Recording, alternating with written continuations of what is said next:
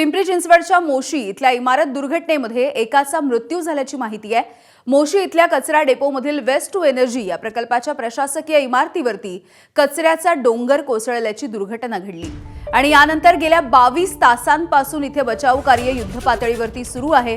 दुर्घटनेच्या नंतर या ढिगाऱ्याखाली 23 जण अडकून पडले होते। यापैकी 14 जणांना सध्या बाहेर काढण्यात आले। अनेकांची प्रकृती देखील चिंताजनक आहे। पहिल्या मजल्यावरती 3 जण अडकून पडले होते, यामधल्या एकाचा मृत्यू झालाय।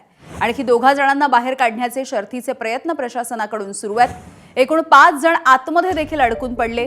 पिंपरी चिंचवड अग्निशमन दल, एनडीआरएफचं पथक आणि लष्कराचे जवान हे सगळे जीवाची बाजी लावून हे अवघड रेस्क्यू ऑपरेशन सध्या पूर्ण करतायत।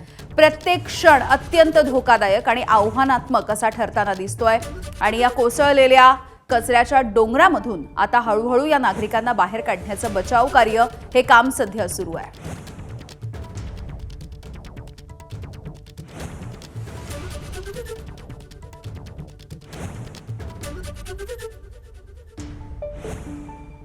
तर पिंपरी चिंचवडमधल्या मोशीमधली ही दुर्घटना आपण बघतो आहोत। गेल्या काही दिवसांपासून जो मुसळधार पाऊस राज्यभरामध्ये पडतोय, या सगळ्या पार्श्वभूमीवरती ही दुर्घटना घडली आहे।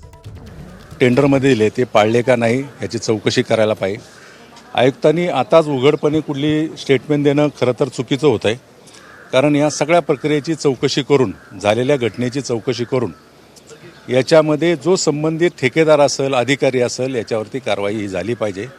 कारण जवळपास 8 जण अजूनही अडकलेत 23 मधले, आणि 8 मध्ये ते सुरक्षित आहे किंवा नाही अजूनही त्याची कल्पना नाही। परंतु एखाद्याच्या जीवावरशी खेळणं हा खरं तर मूर्खपणा आहे। ज्या पद्धतीने हे कार्यालय त्या ठिकाणी जिथं कचरा संकलन करून त्याचा डोंगर झालेला आहे त्याच्या बाजूला बांधलं, तोच पुन्हा मुळामध्ये मूर्खपणा आहे। वेस्ट टू एनर्जी हा प्रकल्प राबवत असताना केंद्राचा मोठा निधी खरं तर घेतला गेला।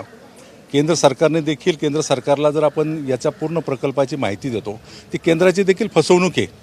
आपण अशा प्रकारच्या प्रकल्पाला जर निधी केंद्राकडून घेता किंवा राज्य सरकारकडून घेता आणि त्या राज्य सरकारची केंद्राची फसवणूक करणं हाच मुळात गुन्हा आहे। आप्पा, एवढं तुम्ही गंभीर आरोप करतायत, आयुक्त मात्र म्हणतायत की इमारत सुरक्षित होती। 30 फूट अंतर या ठिकाणी मध्ये होतं। एवढा डोंगर आहे, 30 फूट उंचीचा डोंगर आहे, आणि आयुक्त ज्या पद्धतीनं वक्तव्य करतायत, थेट आयुक्तांचं हे दिसतंय की ह्या प्रकरणावर पडदा टाकायचा। मी तुम्हाला सांगतो, आयुक्त काही दिवसापूर्वीच या ठिकाणी आलेले आहेत। यांच्या अगोदरच्या आयुक्तांनी काही चुका केलेल्या आहेत। आयुक्त जर यामध्ये कुणाला पाठीशी घालत असेल, आयुक्त जर कुठल्या ठेकेदाराला पाठीशी घालत असेल, तर आयुक्तावर पण कारवाई करावी अशी देखील मी मागणी करत। शेवट कुणाच्या जीवाशी खेळण्याचा अधिकार कुठल्याही अधिकाऱ्याला नाही आहे। आपलेच उपमुख्यमंत्री एकनाथ शिंदेशी संबंधित खात्यामध्ये ते काम करतात। मी तुम्हाला सांगतो, कुणाच्या संबंधित खात्यामध्ये काम करतात, शिंदेसाहेब हे प्रामुख्यानं लोकांचे हिताचं काम करतात। कुठलाही अधिकारी हा शासनाचं काम करतो, शासनाच्या चौकटीत राहून काम करतो, आणि म्हणून झालेल्या प्रकाराची चौकशी करून आत्ता त्याच्यावर उघडपणे बोलणं उचित होणार नाही। मी देखील बोलणं उचित ठरणार नाही, पण त्याची संपूर्ण घटनेची चौकशी करून महापालिकेची सभा आहे, महापालिकेच्या सभेमध्ये देखील आयुक्तांना उत्तर द्यावं लागेल। एबीपी माझा, उघडा डोळे बघा नीट।